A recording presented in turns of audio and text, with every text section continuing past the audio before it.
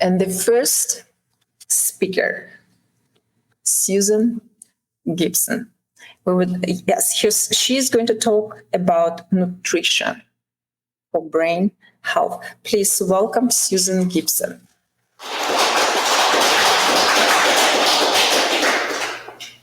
My mother's my best friend. I tell her everything.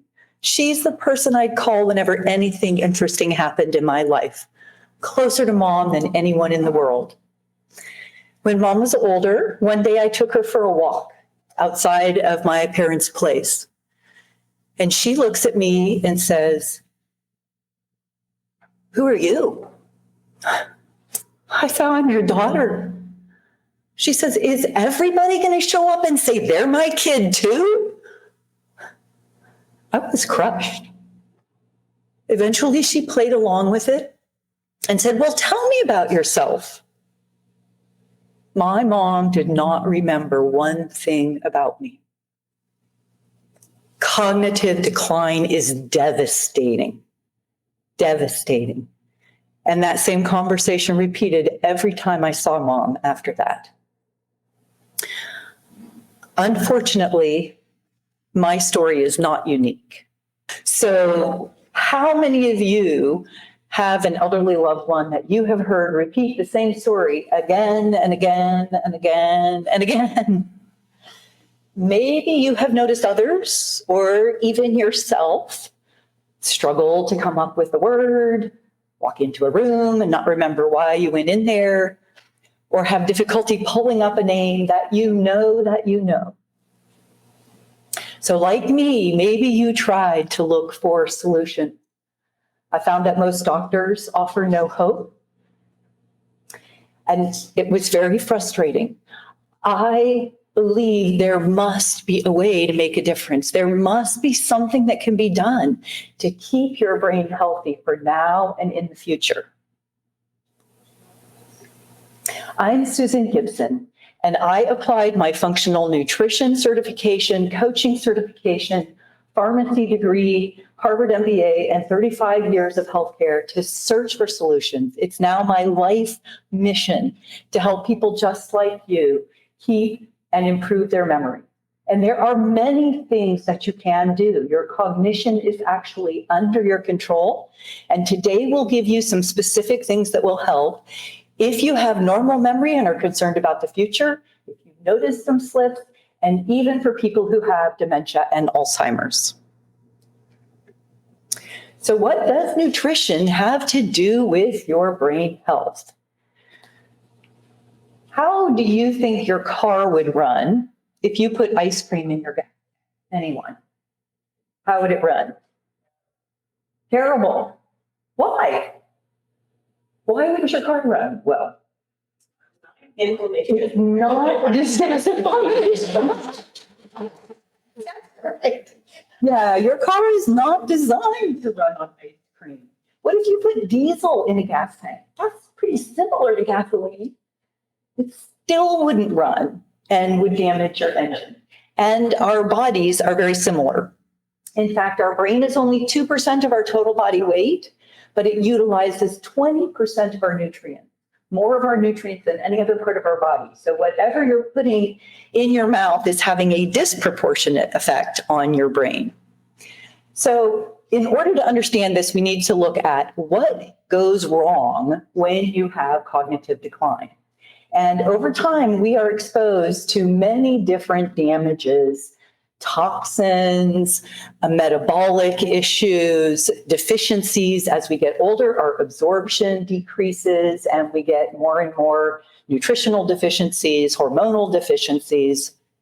And the terrain, as Rachel said, the terrain in which cognitive decline develops is inflammation in the brain and oxidation, free radicals, and high blood sugar levels. The thing that many people don't know is that the pathology in your brain starts 10 to 40 years before your first memory loss symptom. This is not something that's happening at the time you're noticing a slip. This is going on for a long time. You actually start losing neurons getting the plaques on your neurons and the tangles in them, and your brain actually shrinks in size. So what do people usually do when they notice, oh gosh, I'm having some issues? What do they usually do? Nothing. Nothing. It should be this huge red flag. You have progressed a long way in this pathology and cognitive decline. I call this the slippery slope of cognitive decline. And again, this is silent for decades with no symptoms, no evidence, until you have your first memory loss symptom. And the issue is that eventually the damaging forces coming against you overcome your body's ability to deal with that and repair itself. So a picture is worth 1,000 words. Sometimes people ask, well, what do you mean the brain shrinks? This is a cross-section of brain showing the difference between a normal brain and one with Alzheimer's disease. And you can see that the substance of the brain, the neurons and neuronal connections, are physically gone. This is one of the reasons that many in the medical community will say to you, there's nothing you can do when someone has progressed to dementia and Alzheimer's. How do you get that tissue back? Everyone else is telling you memory loss is just a normal part of aging and there's nothing you can do. I'm telling you there are a lot of things that you can do, and your cognition is actually under your control. So the talk today is about nutrition for brain health. So what is the truth of nutrition? What are the right things to eat, the healthy foods for your brain? I wager a bet that there are as many different opinions on what are healthy things to eat in this room as there are people in the room. And there's a few reasons for that. Part of it is that we've had some misinformation going on for many years. So today I want to bust a few myths and look at the top 5 things that you can do from a nutritional standpoint to improve your brain performance. So the first myth, have you ever heard that eating fat makes you fat? Yeah. In fact, Jerry Seinfeld did a great show on this where he looked at a package and looked at the fat content and said, it has fat. That's going to be in me. But eating fat does not necessarily make you fat. But where this concept came from has a very long history. And in the 50s, they discovered that there was a lot of heart disease in the United States. It was the #1 killer. And they were trying to find the reason that we had a lot of heart disease. And they came up with the lipid hypothesis, which is, well, maybe it's because of fat in the diet.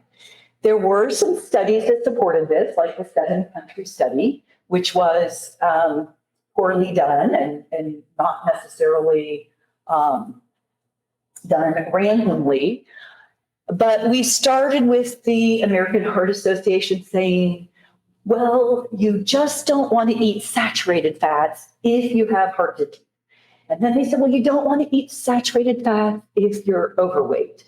And the media caught on. And then eventually the American Heart Association said, well, no one should eat fat. The food companies all got involved and everything was low-fat food. Low-fat milk, margarine, this artificially, synthetically created butter substitute. And this information was not changed for many decades. And what happened during that time period? Heart disease, obesity, and diabetes skyrocketed. Somehow it wasn't working. In fact, we went from 1 in 7 people in the United States who were obese in 1960 to 1 in 3 by the year 2000. And the reason is because when they took fat out of the food, instead they put in sugar and carbohydrates. And the real culprit is the sugar and carbohydrates. Your brain is 60% fat. You have to have fat for your brain to function. Fat is actually satiating and makes you not want to eat a lot more and helps keep your blood sugar stable. So fat is not the main culprit here. And another myth, for the first time, the government decided to tell Americans what they should be eating. So in the 1970s, they put out the food pyramid and said, this is what Americans should eat. You should eat mostly bread and cereal, some fruits and vegetables, a little bit of meat, and sweets. And some people say this is because the cereal companies influence them, whatever the case. This was not changed for many decades. So many people still have this impression. We now know that the carbohydrates, the bread and the cereal and the sugars are the main culprit. And they never recreated the food pyramid. They switched to My Plate, but that only gets updated every 20 years or so anyway. We now understand that it's better to have mostly fruits and vegetables, some meat and fats, and a small amount of grains or carbos. So today I'll talk about the top 5 tips for nutrition for your brain health. Tip number 1 is to reduce the amount of sugar.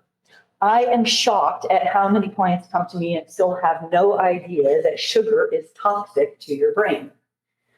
It causes inflammation, it damages the neurons, it damages the blood vessels, it reduces the amount of blood flow to the brain. It is really damaging to your brain. And as I said, your brain is disproportionately impacted by anything that you eat.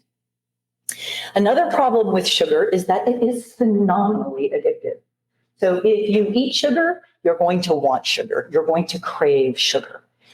And there's also a tolerance. So the more that you eat it, the sweeter the food you need to be satisfied, and the more sweets that you need to be satisfied. So you get in a real spiral. And what happens when you eat sugar is that your blood sugar will go up temporarily, and within a few hours, your blood sugar plummets to lower than it was before you ate the sugar. And when it plummets, you get angry. You get irritable and sluggish, and you are craving food, and you are craving sweets, not healthy foods. And so you eat more sweets and you get in this cycle. The American culture is obsessed with sugar. We have sugar in everything now.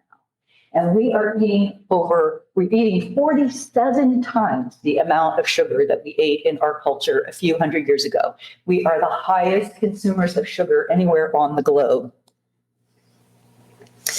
They also call Alzheimer's disease diabetes 3 in the scientific literature, or diabetes of the brain, because there are so many commonalities between diabetes and Alzheimer's disease. Sugar is a big culprit. And you know from just giving a kid a candy bar, one dose of sugar can make a big difference in your performance. It hinders cognition and attention. And they have shown on cognitive tests that you can have issues just from one eating. It also has a short-term and a long-term detrimental effect. Studies showed that 1 week on a high sugar diet hindered brain test results. 1 week. And when they switched to a low sugar diet, the brain test results returned to normal. So it is reversible. And in terms of the addictive capability, even animals who are addicted to cocaine preferred sugar to cocaine. It ranked one of the highest on the addiction studies of anything that, and if you're addicted to cocaine, how hard is it to get off of that? So if you keep eating the sugar, you're feeding that addiction. Another interesting study, they did a survey of those who ate a lot of sugar and those who did not eat sugar and asked if they were hungry. They asked if they were hungry when it had been a long time since they had a meal, and they asked if they were hungry after they'd eaten a big meal.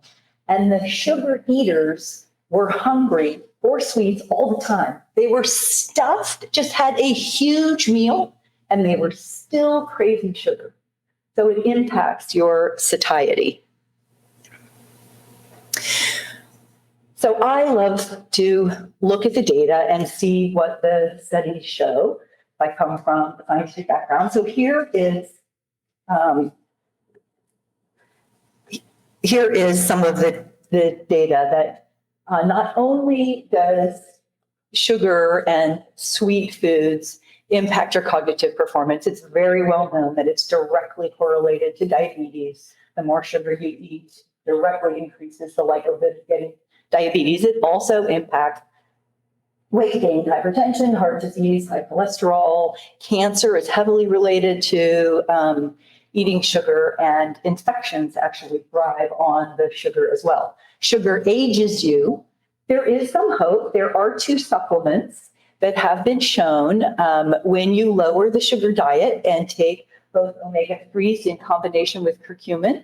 There is some evidence that that can help address the damage that occurs from the sugar.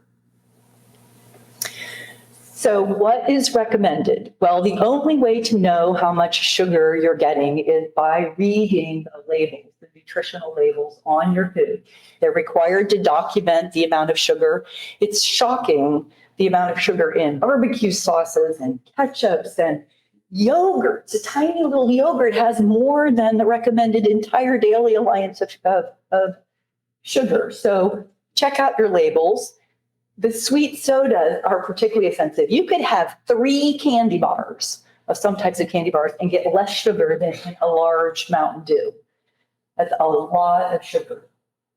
So find some low sugar substitutes. There's some great things out there now. Find ways to incrementally reduce the areas that you're eating sugar. But if you have issues with your cognition, if you have noticed memory issues, it's pretty important to get completely off of sugar because the sugar is really driving a lot of your problem. And processed foods also have sugar. The processing of the food removes a lot of its nutritional value. And in order to get a long shelf life on the products, they add sugar and salt as preservative. And some studies show that 90% of the consumption of sugar and salt in our diets is coming from processed foods. And of course, processed foods lead to many other issues for your other areas. Sugar goes by 56 different names. So it's worth being aware of the different names of sugar so that you can identify them on the label. And again, studies are showing that we're getting, in our culture, the majority of our calorie intake is coming from these ultra-processed foods.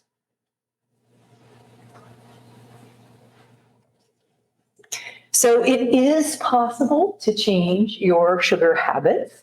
These are 2 examples of people I worked with who had very serious sugar addictions for over 60 years. Kathleen had a family history of dementia and was pretty motivated, but she was a heavy sugar addict and actually decided to stop sugar and successfully did that. Dr. Richard Johnson actually wrote 3 books about working with me and my company, Vivalor. And he noticed after a while that he was no longer craving sugar and he had a serious craving for his entire life.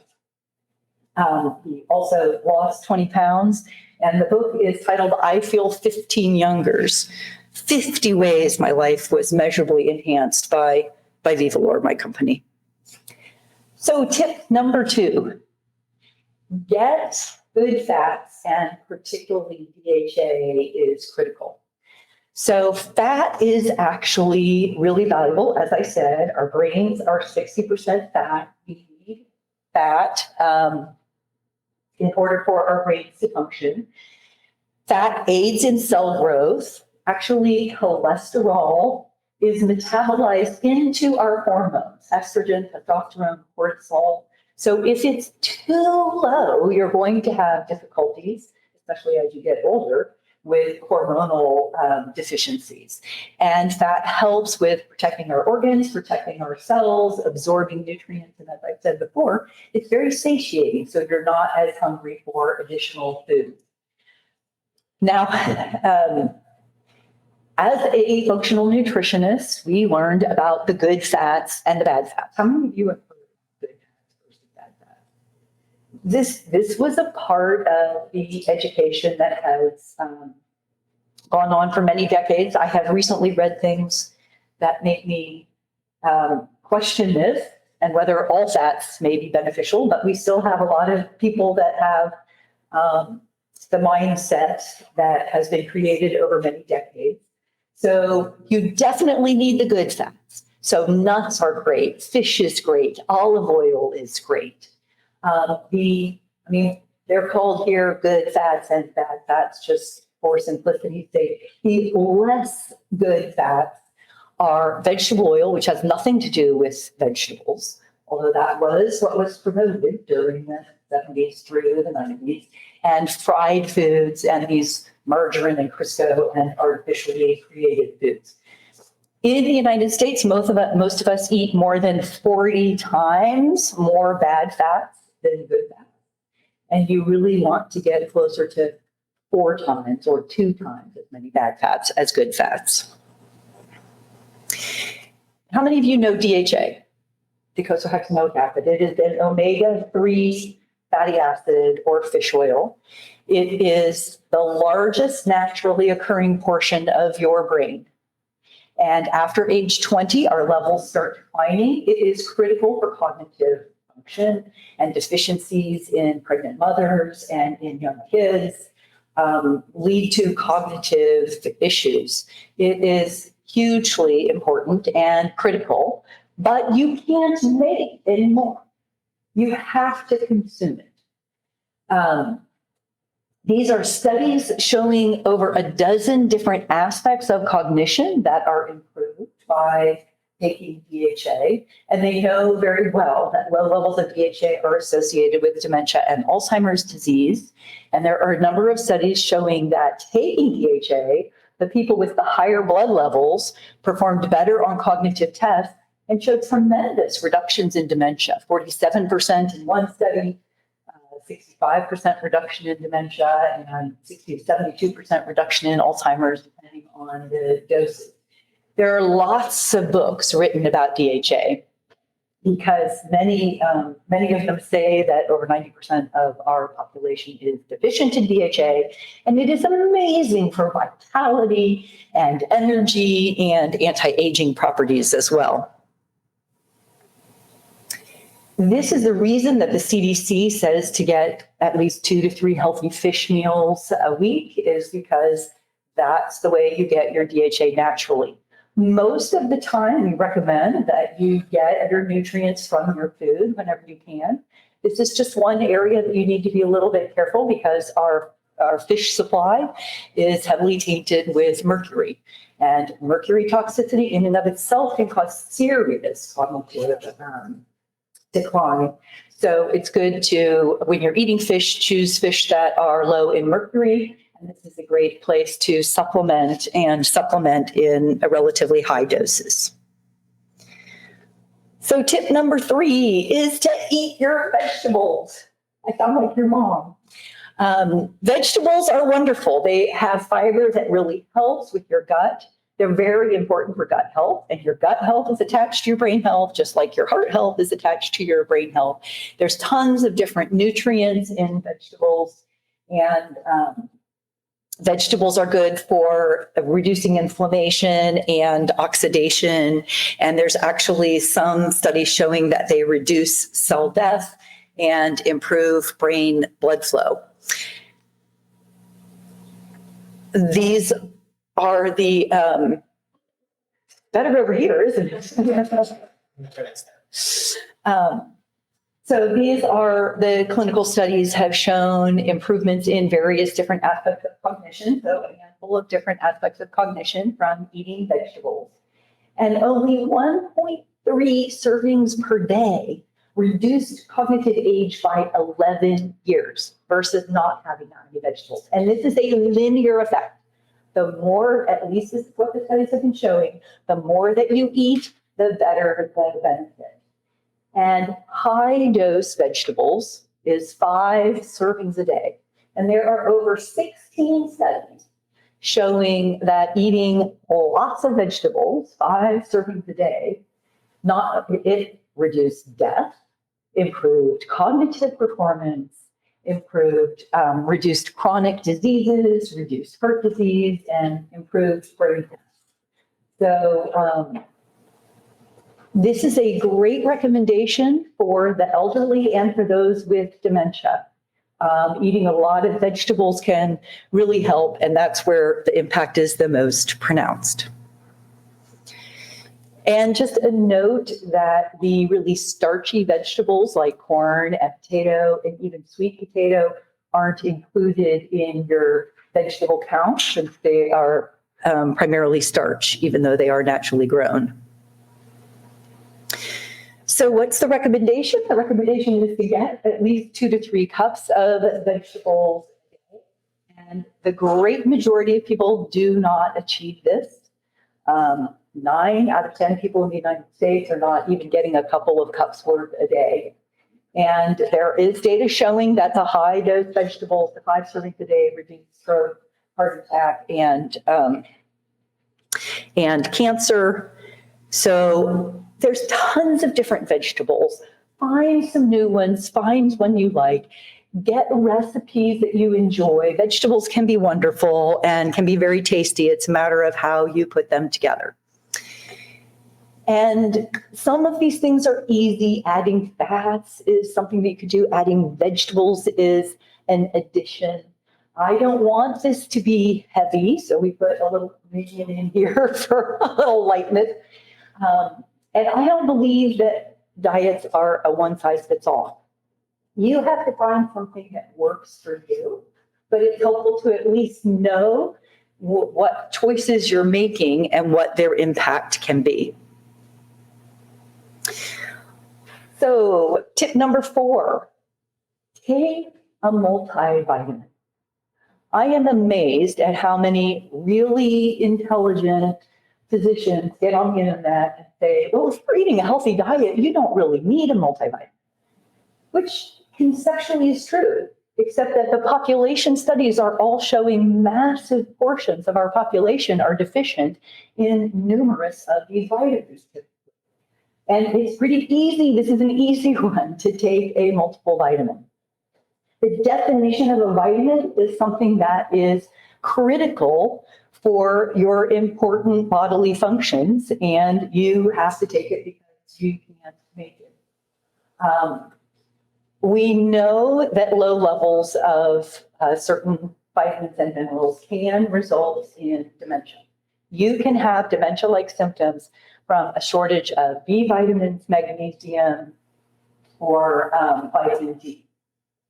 So have your levels checked every now and then and take your multivitamin. I assume everyone knows that the US recommended daily allowance, RDA, is not the optimal level. It's the minimal level under which you will have disease if you aren't consuming that much. So that's the absolute minimums. Supplements are another controversial topic in some segments of the medical community. And I have also seen physicians stand up and say, there's no data on supplements. I say, you have not taken 10 seconds to look if you say that, because I can give you 20 pages of scientific data and studies on even just one supplement. And supplements are helping significantly in this space. There are many supplements that are beneficial for cognitive function. So just for example, one supplement, Copamoneri, has 289 studies, 9 double-blind placebo-controlled randomized human clinical studies. That's the highest level of evidence. So just as a general comparison, having worked for 30 years developing pharmaceuticals, you need 2 of those for a prescription drug to get FDA approval. Only 1 if you're in a small population, an orphan population. So 9 of those types of studies, that's a significant amount of data. So supplements are beneficial. And number 5, many people have not heard of this, but intermittent fasting is hugely helpful. And there are many different ways to do it. You can do longer ways of doing this, but this is just how long you take overnight when you're not eating. And all of us should stop eating at least 3 hours before we go to bed. You don't sleep well when you have food in your stomach. And we want to not eat for 12 hours. So if you quit eating at 8 o'clock at night and you start eating again at 8 in the morning, you are getting a 12-hour intermittent fast. If you have any cognitive decline, or if you have risk factors like the ApoE4 gene, which is the dementia risk gene, you really should go 14 to 16 hours without eating overnight.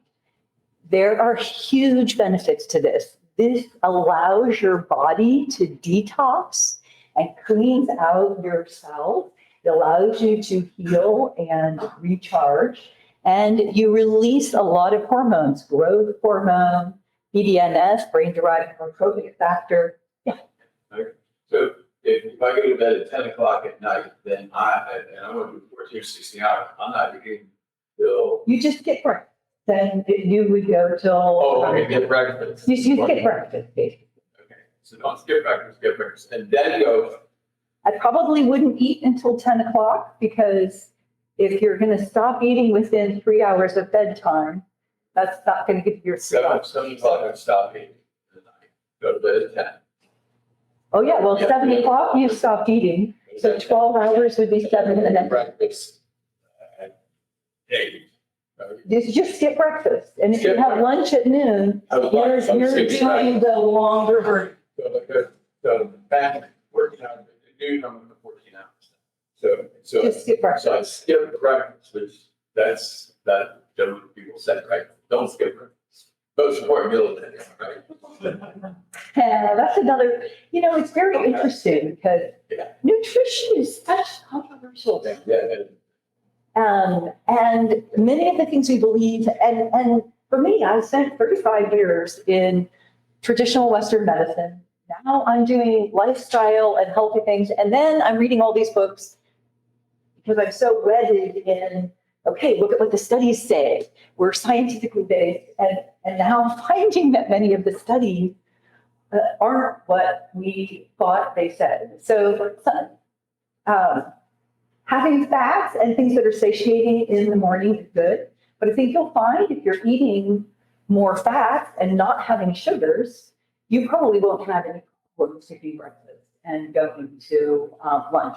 This is, again, where you work with someone and find out what's working for you, find out what foods you're eating are causing your blood sugar to spike. And when your blood sugar is really low, you're going to struggle and you're going to be hungry. But this is a target to do most of the time. And it's really very effective. People say they have more energy, they're much clearer in their thinking. There's lots of different benefits. And this is another thing that is very doable.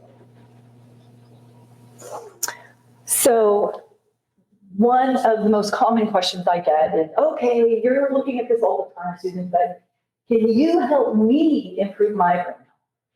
And my talk today is about nutrition for brain health, but I would be remiss if I did not tell you about the thing that I am very excited about, which is the RECODE protocol. And nutrition is important. It's important for maintaining your health. It's important for improving your memory. But if you just address nutrition alone, it will not solve serious cognitive issues. There are a number of other areas that you will want to address as well. And the RECODE program was developed by Dr. Dale Bredesen, the author of the book, The End of Alzheimer's. He is a world-renowned expert in cognitive diseases and has been doing clinical studies for over 30 years and has examples of patients who for 30 years have recovered and led normal lives. The very first study using this protocol was published in 2014, was a small group of patients, but 6 of them had such serious cognitive decline they couldn't work anymore. And in 9 months' time, 9 months, they were back at work. So this is unprecedented. And then we'll find many in the medical community who say it doesn't exist and it can't happen and it's impossible, but it is happening. There are many published studies regarding it, and it is really the only published clinically successful way of addressing cognitive decline. It's a very comprehensive program. It's not simple. They have actually computerized systems. So you do lab tests and cognitive tests and a medical history that covers all of the different risk factors. And there are many different risk factors that you might not be aware of. Like, are you getting enough oxygen at night when you sleep? Because if you're not getting enough oxygen to your brain, you're losing brain tissue. So dental issues, this covers the gamut, and you get a report that tells you exactly where your risk factors are and prioritizes what you need to do to address it. And then you work with physicians. If you have toxins, you work with an expert in toxins. You have mold in your house. If you do not get rid of the mold, you will not get rid of your cognitive decline. And if you have mercury toxicity, and this will identify all of those different areas and get at the root cause of the issue. And nutrition, these are the Bredesen the seven main areas that they teach about and do interventions in. And nutrition is an important one. But again, if you've got serious toxicities or serious deficiencies, those need to be addressed. And here's some of the clinical data. In the most recently published study, 84% of the patients were statistically significantly improved on 2 different cognitive tests. The partners of the people with dementia and pre-dementia also showed an 84% improvement in their partner's performance. And this shows, again, the drugs that are approved are only, your cognition is still declining when you're on those drugs. It's just declining at a slightly slower rate than when you are on drugs. Unfortunately, what happens, and so it does help for some people during a period of time. Maybe for a year or two, you might get some benefit. So But when you go Alzheimer's?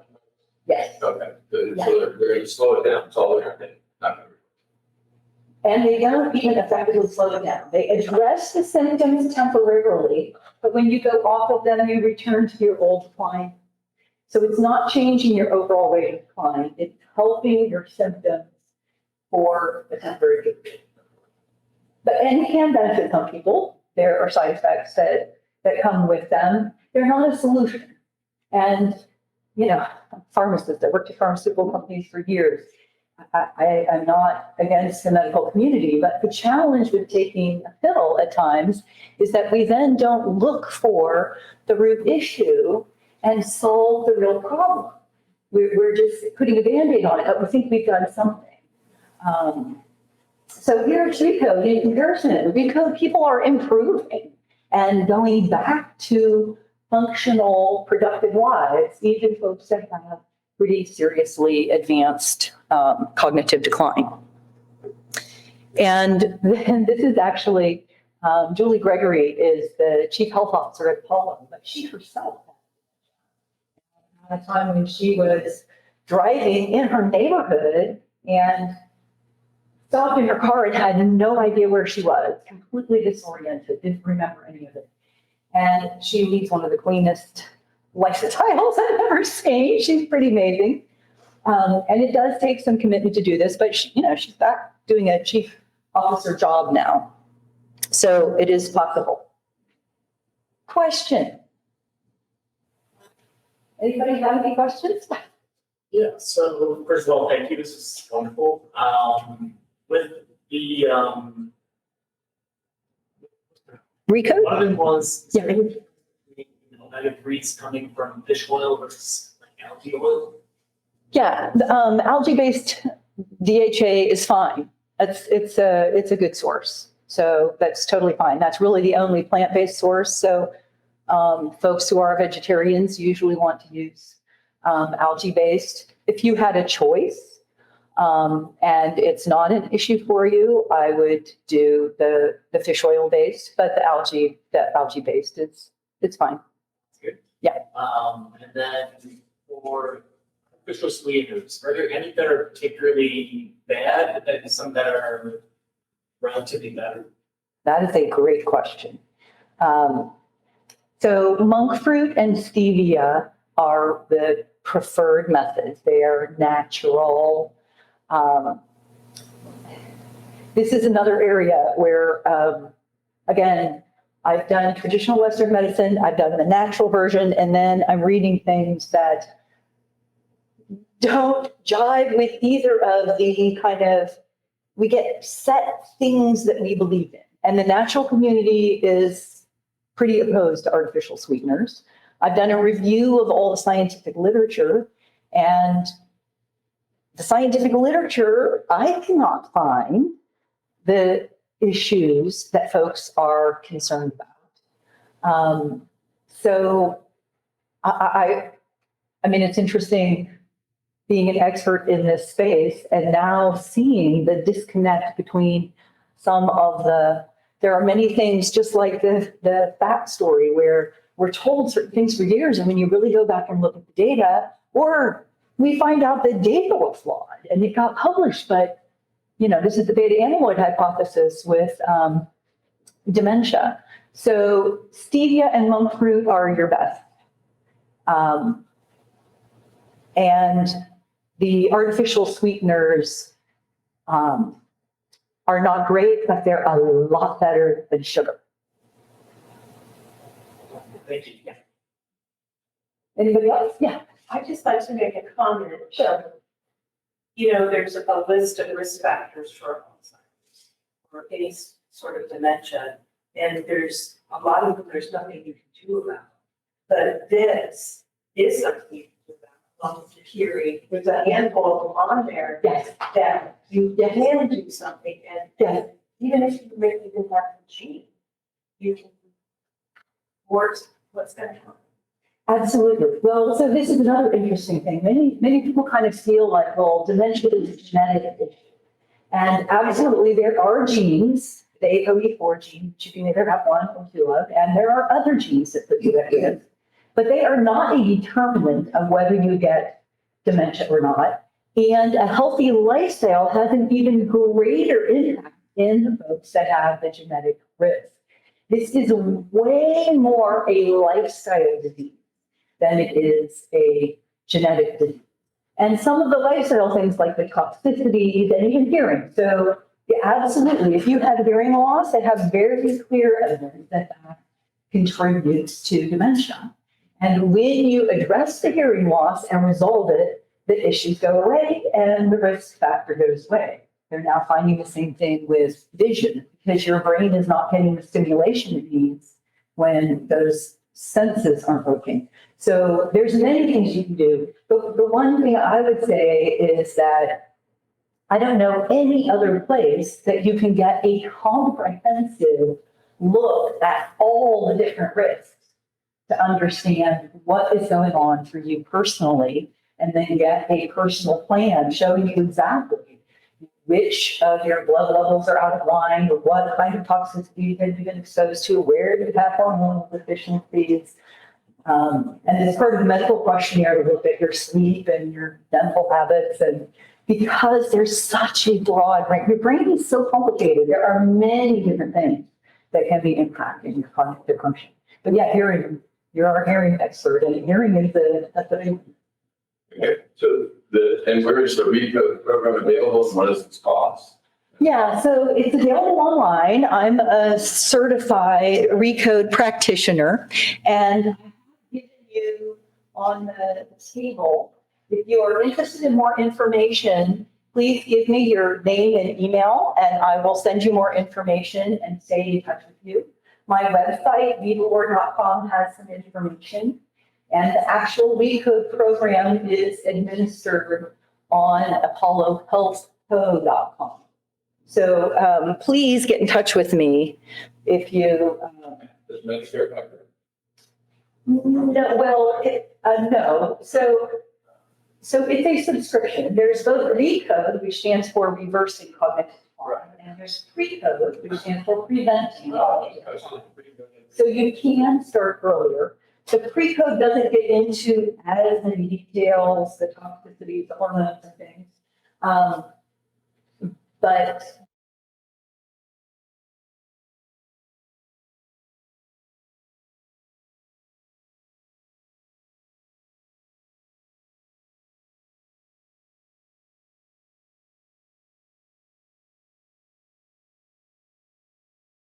and they ask you to commit to a 1 year period, and then you pay for your lab tests, and you get this report. Now, you will typically want to work with a professional like me, who will walk you through the report and help you to understand what's there, and help you to get on a program to think about what are the most important changes that you want to make, and help walk you through the process.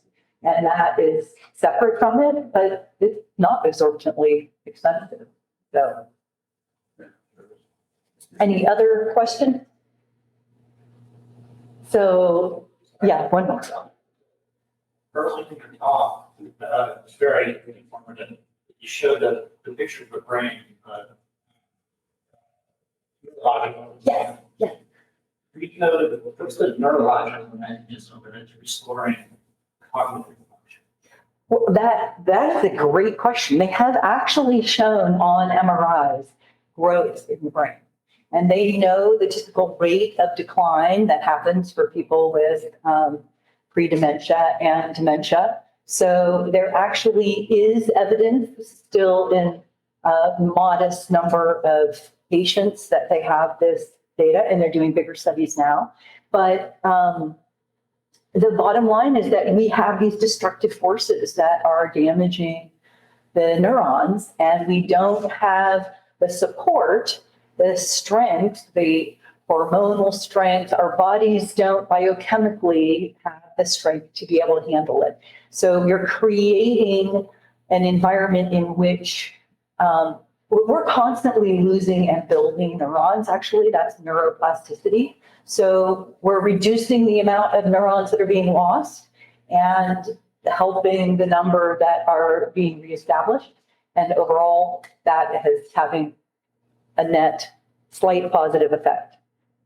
But we expect most people see changes within 6 months. If you don't, then we're looking for, okay, we're not finding the largest triggers here. So let me close with this. We had an issue with rats in our roof, in our house at home.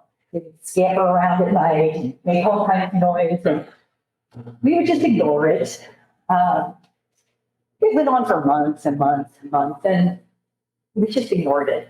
Eventually, we had a professional come out, and they closed up all the openings and put out rat traps, but it made no difference. The rats chewed new holes, and we were bypassing the same place. So we just ignored it. We just ignored it, month after month after month. And then the rats chewed through our electrical wires, and we had a huge problem. But I just didn't know there was anything you could do. Some of you may have noticed some ways that your cognition is not as good as it used to be. It's easy to just ignore it. Maybe you've even talked to a professional or tried some products that didn't work.